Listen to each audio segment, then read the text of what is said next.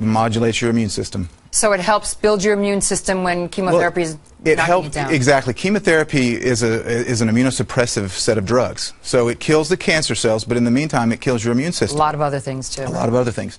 The properties of sea cucumber that are so fascinating is that it is immunomodulatory. Now, it doesn't necessarily upregulate your immune system, but it modulates it to where it needs to be. It makes it run at the perfect speed. Okay. And so if you have autoimmune disease and your immune system runs too high, the sea cucumber can bring it down. But if you're undergoing chemotherapy, it'll bring it up. And that's what's so important to stay healthy, is the immune system. And that's why it's so effective as an adjunct treatment, as well as a treatment in and of itself if people decide to just use sea cucumber.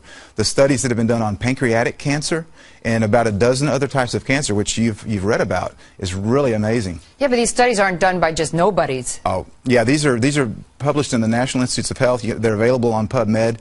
The thing that's fascinating about sea cucumber is two different facets. Number one is it's cytotoxic, which means that it kills cancer cells. It's also immunomodulatory, so it's got both sides of the cancer equation that I like to put it, the cancer-killing coin. If you're going to defeat cancer, you have to have something that upregulates or downregulates your immune system to where it works properly so that your body can do what it's supposed to do, but you have to also have something that's going to kill those cancer cells. The sea cucumber does both. So basically this is a miracle medicine that nobody's ever heard about. Why? Why have they not heard about sea cucumber? Yes, I mean, why is it not on the front page of the newspaper? Because most people haven't heard about anything that their doctor hasn't told them about, and most doctors aren't familiar with this. They're not familiar with the sea cucumber because the oncologists that treat cancer, they use the protocol that the big three treatments, the chemo, radiation, and surgery, because those are the ones that they were taught when they go through medical school. And I'm not aware of any medical school that has any courses teaching on sea cucumber at this point. They probably laughed out of medical school if they tried to do it. They might be, even though the sea cucumber has been researched for about the last 15 years. It's just now really becoming more popular in mainstream. But the Chinese have used it in other capacities for thousands of years. Yes. The Chinese are very smart. They are. It has been used in Chinese medicine for a long time.